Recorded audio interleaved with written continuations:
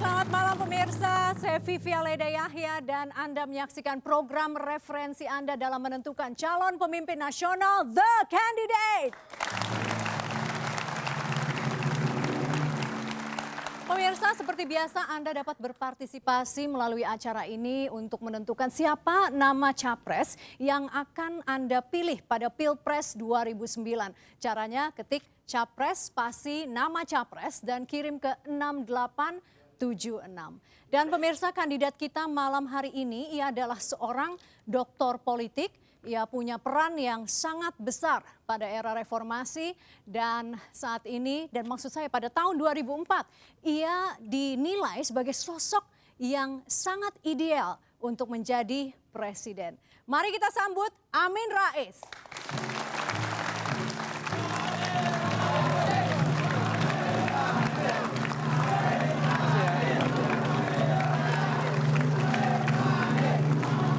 Pak Amin, welcome to the candidate.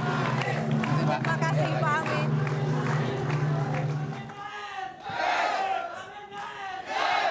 Terima kasih.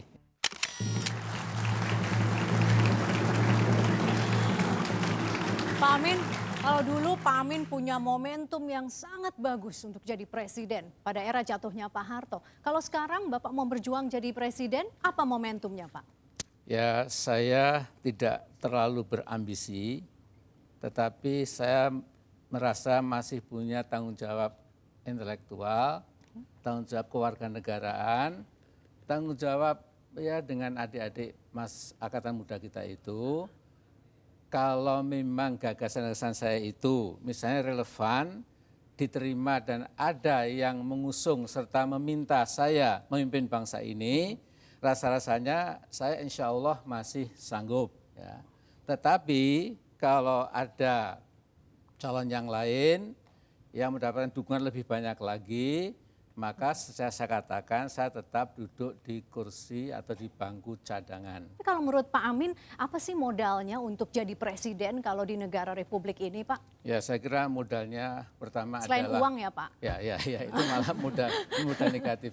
Saya kira adalah track record, ya, integritas, keberanian, penguasaan masalah, kemudian yang lebih berat lagi, yang lebih penting lagi adalah bagaimana dia punya konsep yang jelas untuk mengamankan bangsa ini pada masa-masa mendatang. Menurut saya agak lumayan punya sama masalah itu. Insya Allah. Ini ada yang bilang nih Pak ya, Pak Amin, kalau harus punya 4M.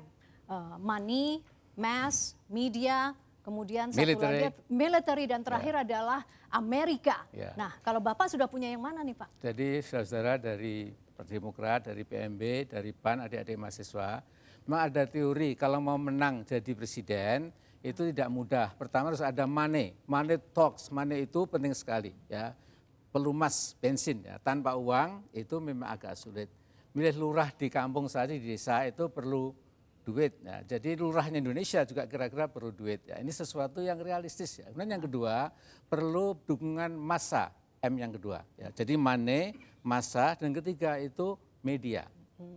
Jadi kalau yang dijauhi media itu kira-kira juga akan sepi, tidak terdongkrak image-nya itu. Oke, ya. jelas Pak Amin tidak dijauhi Ya. media. Kemudian yang keempat itu adalah military ya, karena militer ini dia kekuatan yang sangat penting, dia memegang senjata, dia menjadi backbone dari pertahanan keamanan bangsa ini. Jadi kalau tidak di green light oleh militer itu juga agak ngos-ngosan istilahnya ya. Jangan lupa ini globalisasi Amerika ternyata diam-diam juga menentukan.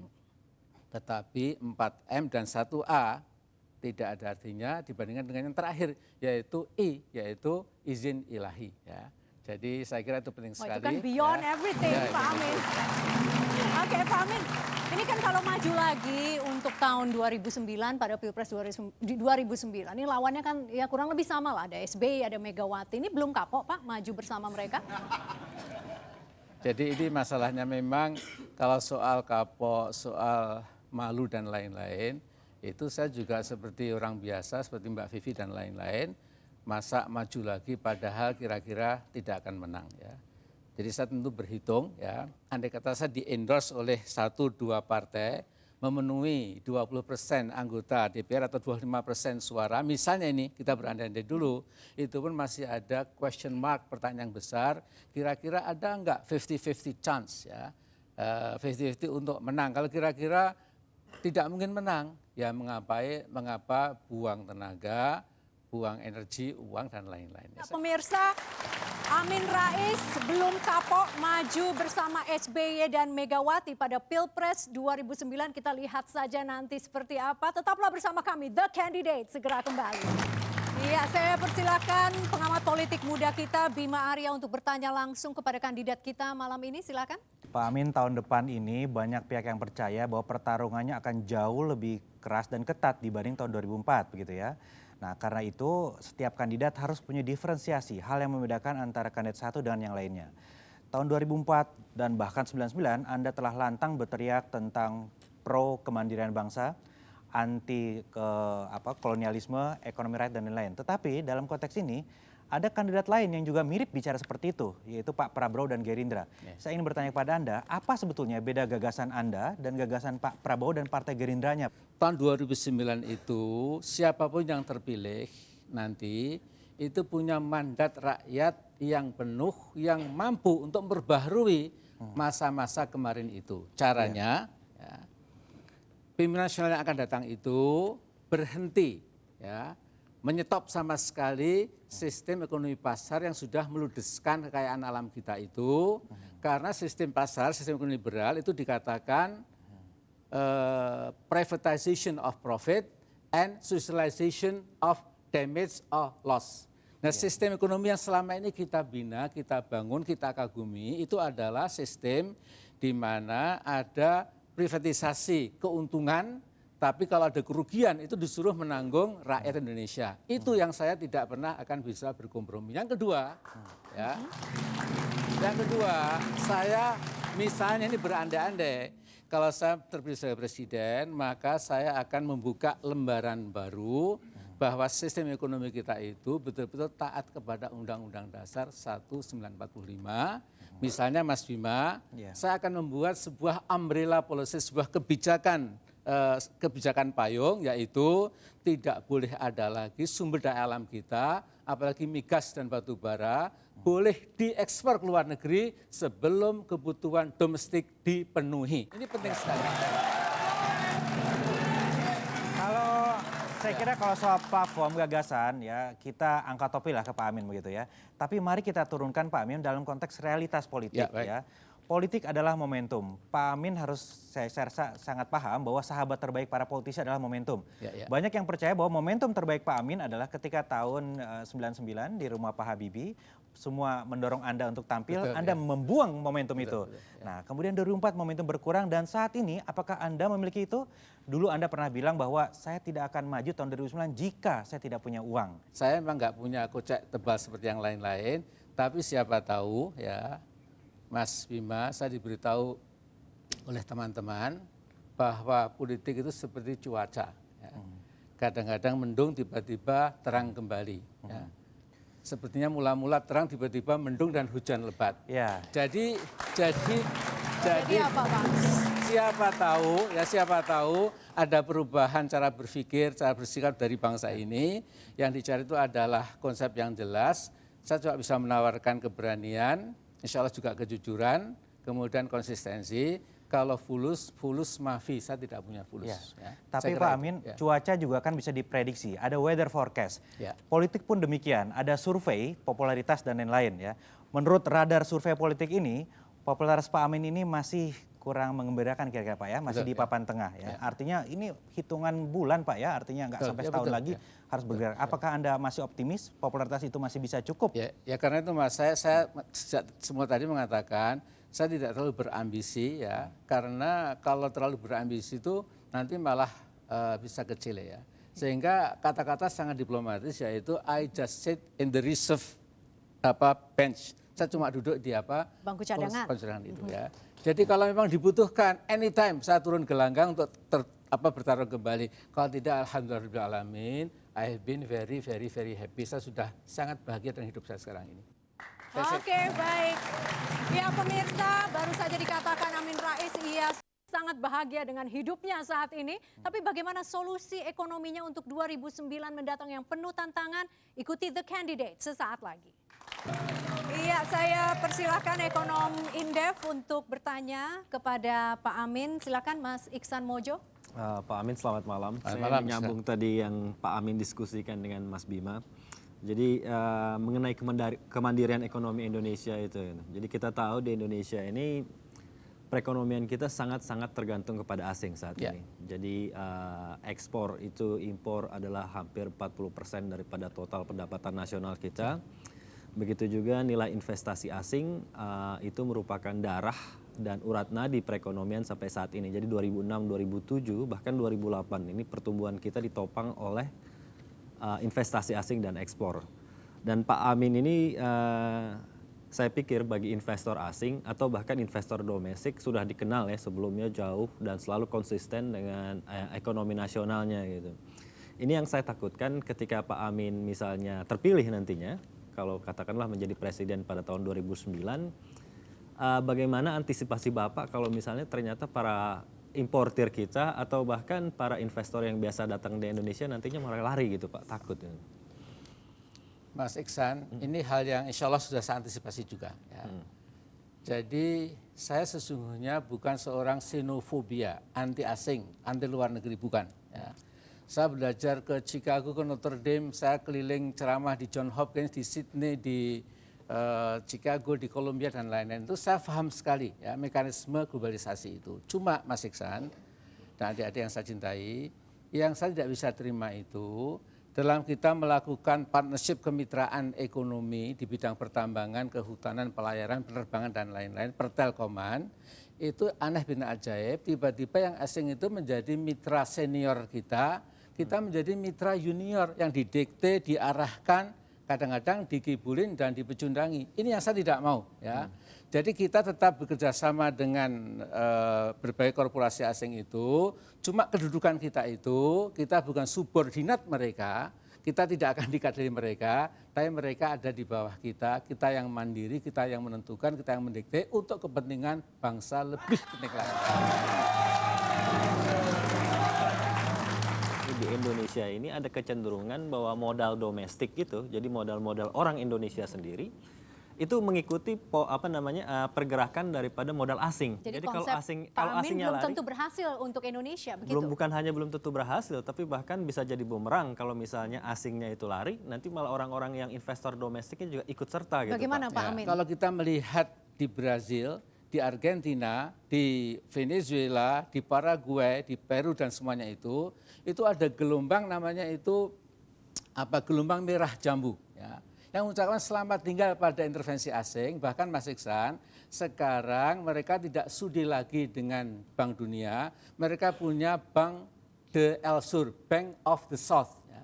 Jadi negara-negara mereka itu sekarang sudah mandiri, tidak mau lagi, bahkan yang menjadi debtor atau yang berhutang kepada IMF itu tinggal 1-2 negara. Ya. Dan mereka dengan mengucapkan goodbye kepada ekonomi pasar itu alhamdulillah ya malah lebih mandiri lagi. Nah, jadi ini adalah sebuah pertaruhan. Ya. Memang ini memerlukan keberanian. Ya. Pemimpin yang berani itu insya Allah juga risk taker, ya, berani ngambil risiko. Tapi kalau nggak berani ngambil risiko, kontinuitas sepanjang zaman, ya tidak ada perubahan. Insya Allah kita tidak akan ambruk. Bangsa ini bangsa besar, insya Allah saya tidak yakin akan ambruk. Cuma majunya itu pelan sekali seperti siput. Mungkin begini Pak, kalau secara umum ya, kalau seperti yang Pak Amin gambarkan, ketergantungan kita terhadap IMF dan World Bank, saya setuju sekali dengan Pak Amin. Tapi ketika kita ngomong yang dalam mikroekonomi, ketika kita ngomong masalah bahwa perekonomian nanti akan didominasi misalnya oleh aktor-aktor ekonomi nasional seperti BUMN dan lain sebagainya, itu kadang-kadang kita lupa bahwa ada keterbatasan kapasitas juga. Dan kadang-kadang ada beberapa sektor-sektor tertentu itu yang lebih baik dan lebih efisien untuk dijalankan oleh badan usaha milik swasta gitu. Nah ini swasta termasuk juga di dalamnya swasta asing. Jadi mungkin kalau kita fokus kepada BUMN, kita terlalu fokus BUMN besar.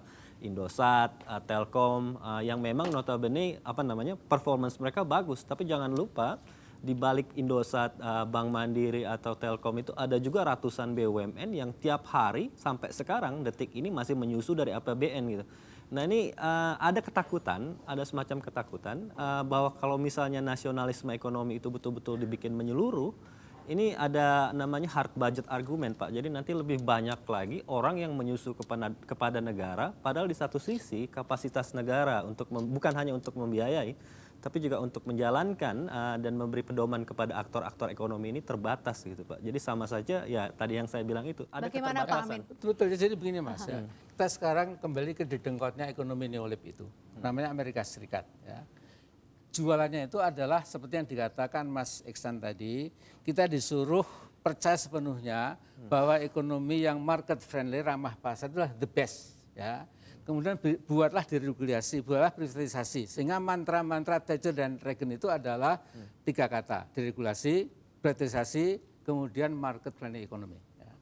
Nah sekarang itu mbah buyutnya ekonomi liberal itu sudah keok di Amerika. Ya. Sekarang ini seperti Joseph Stiglitz, seperti Paul Krugman, seperti James Petras dan lain-lain itu juga para kapitalis sudah mengakui bahwa ternyata ekonomi pasar itu ekonomi yang sangat riskan, sehingga tiba-tiba ekonomi Amerika yang tadinya liberal itu tiba-tiba menjadi ekonomi yang amat sangat sosialis. Bayangkan bank-bank bangkrut itu ya, sebelum bangkrut ditalangi 700 miliar dolar. Ini sesuatu yang sesungguhnya bertentangan dengan akidah atau keimanan ekonomi pasar itu. Ya. Jadi Mas Guni to shorten the story, to membuat pendek cerita kita ini begini. Jadi kita bisa mengimulasi, ada model India, ada model China, ada model Malaysia lebih kecil, ada model Rusia, ada model Brazil, ada Nigeria, Venezuela dan lain-lain. Nah kita yang penting adalah seperti kata Otto von Bismarck, bangsa yang bijak itu bisa belajar dari bangsa yang lain. Jika kita jadikan guru pengalaman jadi menjadi guru kita. Nah menurut saya dengan acuan undang-undang dasar kita yang jelas menyuruh ekonomi kerakyatan itu, kita bisa memilih di antara contoh-contoh itu mana kira-kira lebih dekat. Tapi jangan anti asing, nanti jadi Myanmar ya. Jangan anti korporasi asing, kita juga perlu mekanisme mereka, kita perlu pengalaman, perlu modal dan lain-lain. Ya pemirsa, apakah Pak Amin Rais pantas menjadi presiden untuk 2009? Untuk itu tetaplah bersama kami, The Candidate segera kembali. Pak Amin, Anda orang yang selalu meneriakkan anti kolusi, nepotisme, kronisme, tapi dengan Mumtaz menjadi caleg di nomor urut yang bagus itu apakah tidak kontradiktif dengan paham Pak Amin ya? Saya percaya pada perjuangan PAN ini masih agak jauh saya kira. Karena itu salah satu dari saya apa salahnya menjadi penerus saya. Sekalipun belum tentu jadi ketua umum, apalagi belum tentu jadi anggota DPR juga. Karena itu anak saya Pak, tolong saya dipasang di daerah yang minus. Kalau Yogyakarta itu hampir pastilah ya, atau Jakarta Timur di sini misalnya. Tapi dia di suatu daerah yang harus bekerja keras dan sudah sering mengeluh juga ya. Jadi ini sesuatu yang saya kira masuk akal dan mudah-mudahan dia punya kapasitas ya. Dia lulus dengan baik, pikiran ekonominya juga bagus.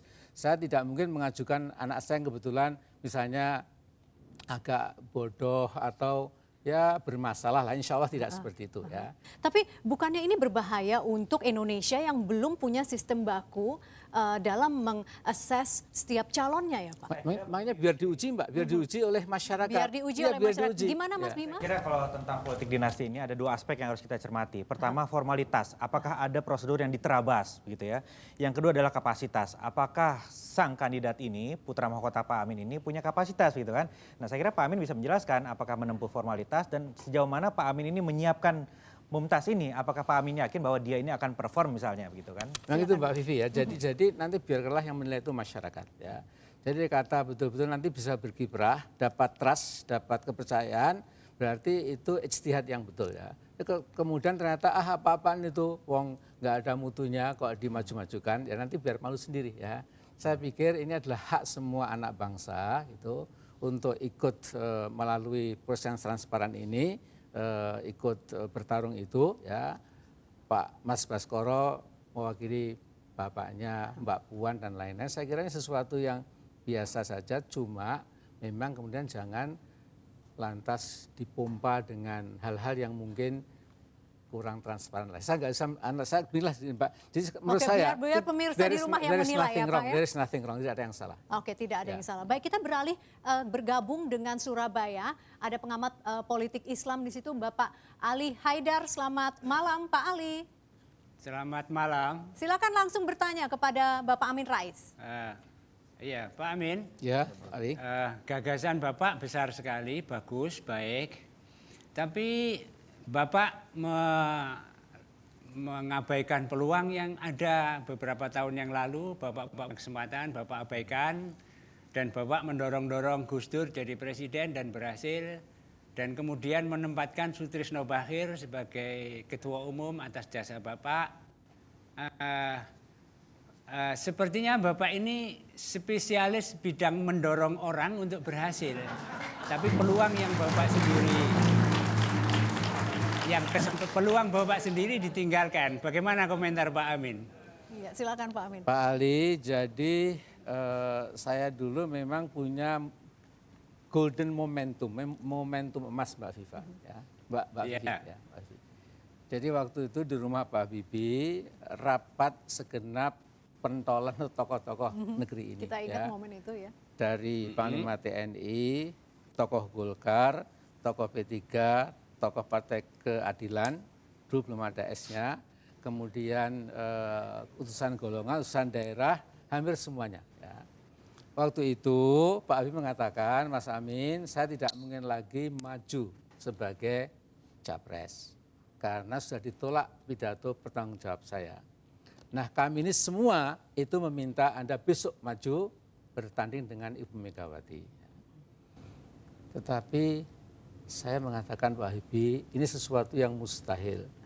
Saya sudah disumpah dilantik jadi ketua MPR baru 11 hari, tiba-tiba curi tikungan, ingin jadi presiden, apa saya tidak dituduh sebagai oportunis Indonesia yang tulen. Saya tidak mau. Ya. Dan yang kedua, Poros Tengah itu sudah mengatakan jago kita adalah Kiai Haji Abdurrahman Wahid.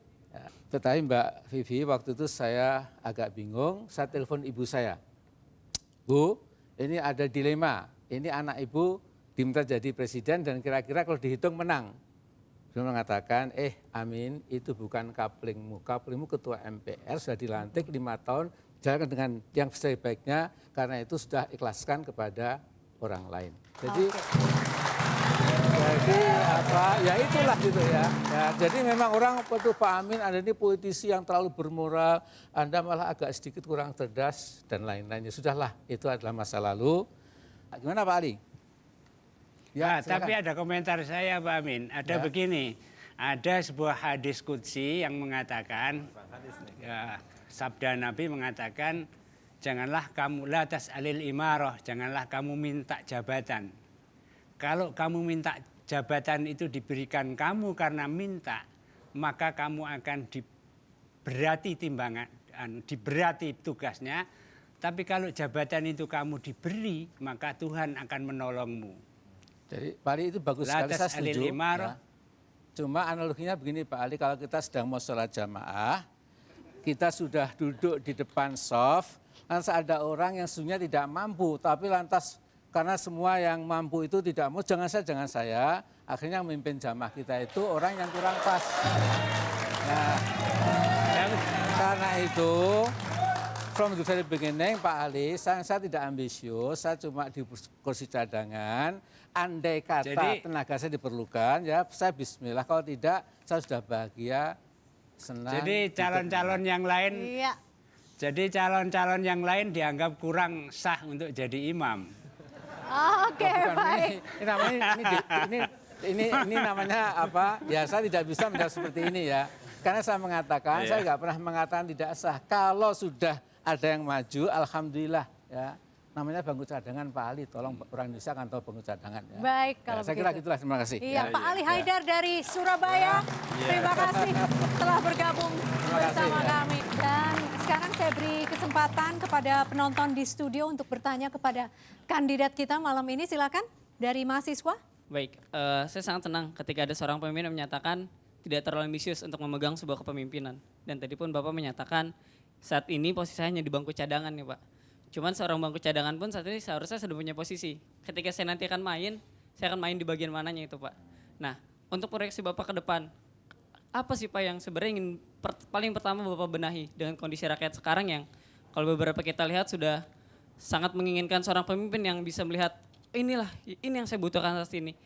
Pemimpin nanti siapapun, ya kita belum tahu rahasia ilahi, itu perlu tadi membuat sebuah economic umbrella tadi, ya kebijakan payung, utamakan kepentingan bangsa sendiri, baru kepentingan bangsa asing. Saya ingin dengar dari Pak Amin, ini apa janji Pak Amin terhadap proses regenerasi? Pak Amin kan ini tokoh senior, kalau misalnya Pak Amin jadi, apa message yang ingin Pak Amin berikan? Sekarang kan kita sedang dalam konteks euforia, ada keinginan regenerasi, pemimpin muda. Janji Pak Amin bagi anak-anak muda dan generasi muda bagaimana? Ya saya kira yang penting itu seperti acara beberapa televisi itu, anak muda ini kalau sampai meleset 2009, 2014 sudah harus tidak mungkin lagi bisa ditawar-tawar lagi. Karena generasinya Pak Yudhoyono, Yusuf Kala, saya, itu kalau 5 tahun lagi sudah generasi sunset. Ya. Jadi yang muda-muda ini yang harus tampil kembali. Ya. Jadi kalau gini kita punya pengalaman.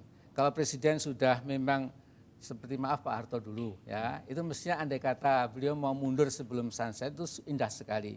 Nah saya kira memang batasnya 2009 ini kalau memang ada yang muda dipercaya dan akseptabel itu yang kita harapkan. Tapi kalau tidak maka deadline untuk naiknya pemuda seperti tokoh-tokoh kita ini adalah 2014 itu. Tidak bisa ditawar lagi. Oke, baik. Ya, silakan. Bapak mengatakan bahwa 2004 adalah the last battle saya. Pertemuan terakhir saya di gelanggang Pilpres. Kemudian ketika Bapak menyatakan dengan berbagai syarat Bapak maju di Pilpres 2009, kemudian saya selaku kader juga di Angkatan Muda Muhammadiyah bertanya dengan komitmen-komitmen Bapak dalam hal menjaga lisan. Berjanji kemudian ada kesan membuat masyarakat ragu apa ini Pak Amin meyakini akan maju di Pilpres 2009.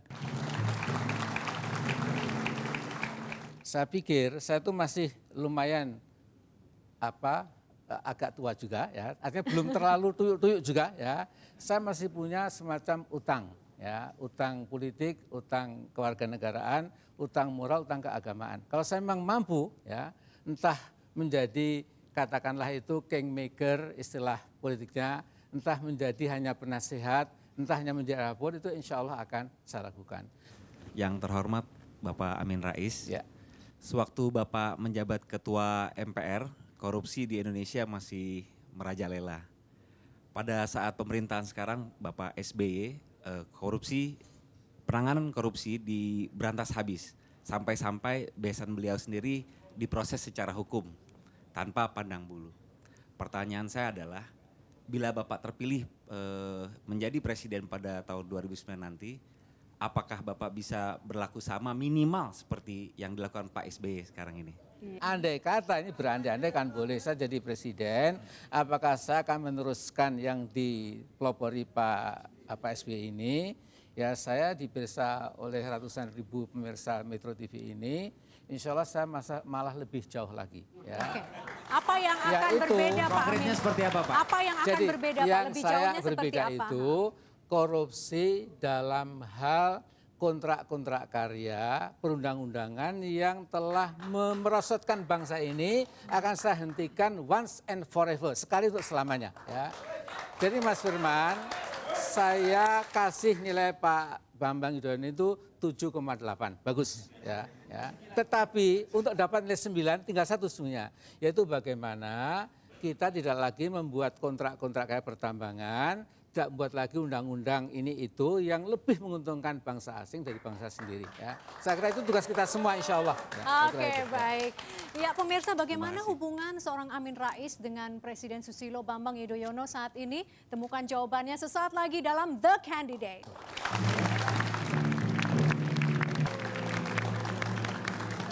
Pemirsa, kami masih menunggu kritik dan juga saran Anda untuk program The Candidate. Kirimkan email Anda ke thecandidate@metrotvnews.com. Pak Amin, kami dengar kabarnya dulu pada tahun 2004 ada deal yang ditawarkan oleh SBY kepada Anda. Nah, katanya kalau Demokrat yang menang, dia mau SBY jadi RI 1, Bapak jadi RI 2. Tapi kalau PAN yang menang, Bapak RI 1, SBY RI 2. Itu benar tidak, Pak? Benar separuh. Yang separuh yang mana? Yang mana? Yang mana yang benar ya, Pak? Ini saudara-saudara partai-partai yang saya hormati, ini terpaksa membuka file lama ya. Jadi dalam polling waktu itu memang kalau dipasangkan Amin Rais Susilo Bambang Yudhoyono itu memang sangat tinggi. Ya. Waktu itu ingat ya kalau dibuka seperti itu ya. Tapi kemudian bagaimana persisnya, maka pagi hari suatu ketika itu saya dan Pak Yudhoyono bertemu makan sarapan, sama ingat lauknya gudeg Jogja. Saya dengan Pak Yudhoyono ngomong sebagai sahabat gitu ya. Pak Yudhoyono mengatakan seperti ini, sebagian betul ya. Jadi gini, Mas Amin, kita buat gentleman agreement. Ini kan juga diperiksa Pak Yudhoyono, jadi saya nggak boleh meleset ya. Pak Yudhoyono mengatakan, Mas Amin, kan saya punya Partai Demokrat. Ya. Kalau nanti Partai Demokrat itu lebih kecil dari PAN, saya insya Allah akan mau jadi cawapresnya Mas Amin. Ya. Karena ini kata Pak Yudhoyono sama singkat sekali, nggak mungkin Mas Amin saya jadi cawapresnya tokoh yang lain. Hanya dengan Anda saya mau menjadi cawapres. Tetapi kalau nanti Demokrat lebih besar dari PAN, mohon saya akan mengambil jalan sendiri. Salaman. Ya. Jadi tidak ada kalau PAN lebih gede kemudian, maaf, kalau PAN lebih gede kemudian kalau Demokrat ya? lebih besar kemudian iya. saya jadi cawapresnya Pak Yudhoyono. Oh itu yang itu ada, tidak, tapi ada. yang awal ya, tadi iya itu betul, ya. betul ya. Oke, baik. Jadi Anda kok tahu ini dari mana? Ya, nanti kita diskusi di luar setelah ini, Pak. Terus kalau sekarang hubungan Pak Amin dengan Pak SBY itu seperti apa sih, Pak? Hubungannya sangat bagus ya. Kadang-kadang di luar dugaan Anda ya jam 11 malam lewat kantor sekneknya Pak Hatta itu ngobrol-ngobrol tentang masa depan negeri ini gitu. Sekalipun akhir ini saya sudah tidak sering bertemu karena sudah sibuk sekali gitu. Tapi bahwa sebagai sahabat, sebagai teman ya I still respect him ya. I sometimes still contact him gitu ya. Walaupun akhir-akhir ini memang sudah sibuk jadi sudah tidak pernah ketemu, tetapi saya ingin ya menggarisbawahi memang kalau para pemimpin itu ya selalu bertegur sapa, itu tidak ada rasa yang mengganjal ya. Jadi repotnya di negeri ini kan semua mantan presiden nggak pernah ada lagi yang bertemu ya. Jadi andai kata kita bertemu kan ya Allah itu presiden kita dulu plus minusnya sudah jadi kenangan sejarah, tapi itulah para pemimpin kita. Tapi sekarang ini memang satu sama lain belum bertegur sapa. Siapa tahu 2009 nanti ada perubahan. Siapa tahu 2009 Pak. Kalau ada tawaran untuk menjadi RI 2 wakil presiden, apa respon Pak Amin? Jadi begini, ini pertanyaannya selalu menukik terus ya. Jadi saya diberitahu teman saya, ini teman-teman PAN juga mungkin sudah pernah dengar ya. Jadi saya datangi seorang teman yang ahli agama, Pak Amin, Anda itu lupa dengan prinsip usul fikih. Ya. Usul fikih itu adalah dasar-dasar pengambilan legal decision dari agama itu. Dalam usul fikih itu dikatakan ma la yudraku kuluhu la yudraku kuluhu. Ya. Yang yudraku pertama pakai dal, yang kedua itu pakai ta. Ya. Artinya yang tidak bisa diambil semuanya, jangan ditinggalkan semuanya gitu loh. Kata teman saya itu Pak Amin, kalau Pak Amin nggak jadi presiden, kemudian jangan terus pergi. Kalau bisa jadi wapres, mengapa tidak? Kata teman saya. Ya. Jadi kata teman saya itu mencoba bijak, cuma begini. Ya. Saya ini dulu waktu itu memang ingin jadi presiden dulu. Ya. Karena presiden itu adalah yang menentukan. Kalau wapres itu kan ban serep sesungguhnya loh ya. Sekalipun sekarang ini mungkin wapresnya agak berani juga gitu ya. Nah tapi menurut saya udahlah ini kita berikan kesempatan pada perjalanan yang alami saja. Kemudian rumput bergoyang juga biar menjadi saksi gitu. Jadi nanti gimana? Jadi kesimpulannya adalah bahwa kalau saya sudah membahas cawapres, capres secara konkret, orang sampai sekarang yang usulan saja juga belum ada. Tapi kan kalau nanti ada, saya ini disangka, kan Bapak Amin Rais tokoh besar. Teman saya dari Jogja Mbak, itu mengumumkan pencapresan itu menjadi luar biasa pro kontranya, dianggap gigi mongso, kurang bijak. Kalau sekarang saya menjawab seperti iya gitu kan, katanya kursi cadangan sudah begitu jelas, padahal nanti BCPS tidak ada apa-apanya. Ya, jadi saya pikir Mbak Vivi, I thank you very much for giving me this opportunity. You're welcome. Dan pada dua panelis terima kasih, kepada teman Demokrat, PMB, para mahasiswa, adik-adik PAN terima kasih. Yang penting negeri ini kita bangun bersama-sama. Kesalahan masa lalu saya kira juga kesalahan kolektif, ya nggak usah saling menuding, tapi mari kita tegak menuju masa depan. Iya baik, terima kasih Pak Amin. Ya pemirsa, demikianlah The Candidate untuk malam hari ini. Jangan lupa kami selalu menunggu kritik dan juga saran Anda di email thecandidate@metrotvnews.com. Saya Vivi Alaida Yahya, sampai jumpa.